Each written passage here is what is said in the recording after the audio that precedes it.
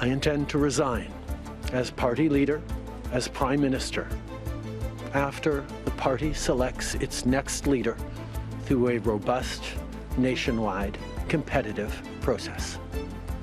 Last night, I asked the President of the Liberal Party to begin that process. A teary-eyed Canadian Prime Minister Justin Trudeau announcing his plan to resign after more than 9 years in power. Let's get perspective from Amanda Galbraith, partner at Oyster Group, who previously was a consultant and communications advisor to the Prime Minister of Canada and the Mayor of Toronto. Also joining us is Vina, Nadjibulla, Research and Strategy Vice President at the Asia Pacific Foundation of Canada. It provides policy advice and business intelligence. Amanda, good to have you with us. Vina as well. Amanda, let's start with you. It does feel like the end of an era. I mean, once a rising star, now forced to resign. It was just a matter of time, though, right? When it comes to his approval rating last year, it was just 33%. Yes, and it's continued to candidly crater. Now there's some polling suggesting that if he were to run in the next election, the Liberal Party's decided voter base is 13% in this country, which is, I mean, historically unprecedentedly low. So this has been a long time coming. The Liberals lost at what they would consider like a bedrock or a very safe seat in the summer. So there's been expectation that at some point he would resign. There wasn't much of a mechanism for the party to do so. So there has been a slurry of kind of public embarrassments for the Prime Minister, which culminated in the majority of his caucus saying, we do not want to run if you are going to be the Liberal leader. So he took the Christmas break to decide. And now here we have the country has been plunged into a leadership campaign. The government has been prorogued or paused for the next 2 months for that to happen. On the heels of what will be a new President Trump and potentially 25% tariffs. So the country is in quite a bit of disarray. What happens now? We know that Trudeau will stay in power till a new leader is found. I mean, who are the possible contenders? There is no one has publicly said they are going to do it quite yet, but that's pretty common at this stage. Former Governor, Bank of Canada Governor, Bank of England Governor Mark Carney is said to be kicking tires and expected to announce. Chrystia Clark, who's a former provincial leader, is also said to be in the running. Chrystia Freeland, the former finance minister, who candidly was the one that kind of drove the knife into the PM's back to get him to resign, and former deputy premier. We also have Dominic LeBlanc, who is now the current finance minister of the country, and also the one in charge of sort of dealing with Canada-U.S. relations, our foreign minister, Melanie Joly, all kind of big names. The interesting part is, with the exception of Chrystia Clark, they're all very closely tied to this prime minister and this party. So given the unpopularity in the country, they're going to have a big challenge, I think, running what will be a very abbreviated leadership race over the next 2 months, which will then culminate in likely the government falling in March, meaning they're going to have to jump right into a general election. Vina, as we heard, a government in disarray, an economy that needs boosting, that needs stimulus, that needs to be propped up, all coming before Trump comes to power. I mean, how are you assessing the state of the country right now? There's a great deal of nervousness. As you pointed out, this is all happening 2 weeks before the incoming President Trump takes office. And he's, of course, already threatened Canada with 25% tariffs, which have generated quite a bit of anxiety among business as well as political leadership here in Canada. And essentially, while everybody welcomes a change in government, what is difficult is that for the next few months, we're going to have a lame duck prime minister who has a very weak position when it comes to bargaining with President Trump on these tariffs and other issues. And then eventually, of course, there will be an election, and perhaps that will lead to a change in leadership and a change in party, which could essentially be good news, but we still need to get there. And we have now 3 to potentially 5 months of uncertainty in front of us. We just heard from Trump moments ago suggesting that perhaps Canada should merge with the U.S. I mean, we've heard him suggest before that Trudeau is actually a governor of the 51st state.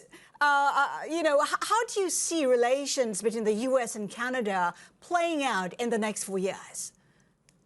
Yes, incoming President Trump has been trolling Prime Minister Trudeau for weeks now. But of course, these the threats or the suggestion of a merger is not taken seriously here. But tariffs are a serious issue, and there needs to be a united Canadian response to this to be able to preserve the economic integration and the economic relationship that we have with the U.S., which is unique in the world. I mean, so much of our trade, more than 70% of our trade, is with the U.S. It's the most important relationship for us, both economically, but also from a security and political perspective. So this is an important moment for Canada to be able to have a united approach.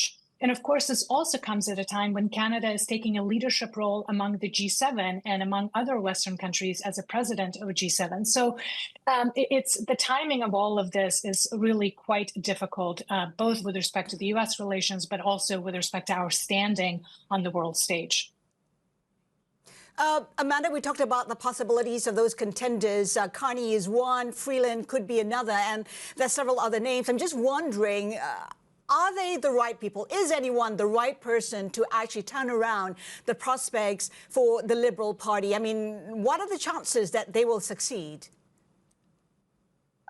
I think a view of a successful turnaround for the Liberal Party at this point would be we're at the saving the furniture part of the burning house. Like, the house is done. And this is candidly because I think the Prime Minister took so long to do this, right? If they had time, he stepped down in the summer, they would have a longer time for leadership. They could have staged that out, run some time before the election, put some distance between himself and his policies and whoever the next contender is. That is no longer an option. There are events in Canada where new leaders have come in, mostly provincially, and actually done that, but it's rare.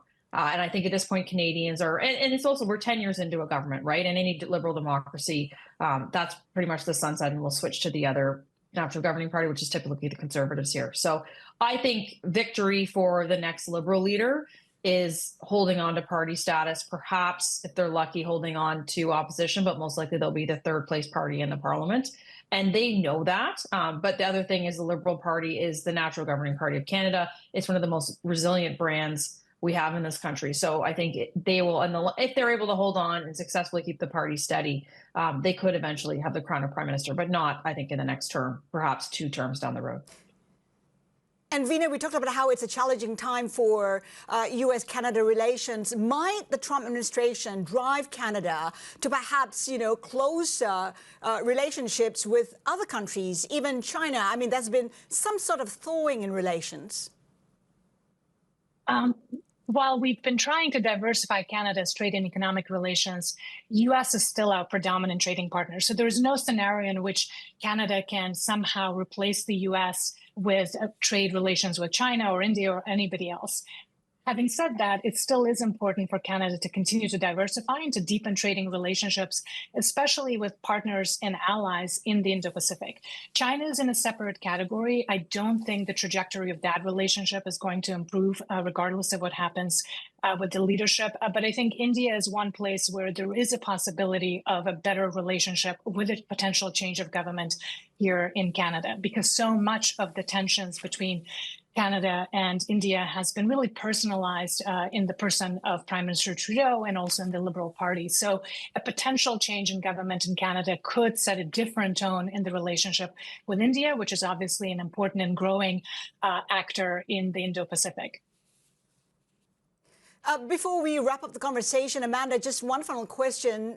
What's Trudeau's legacy? What legacy is he leaving behind?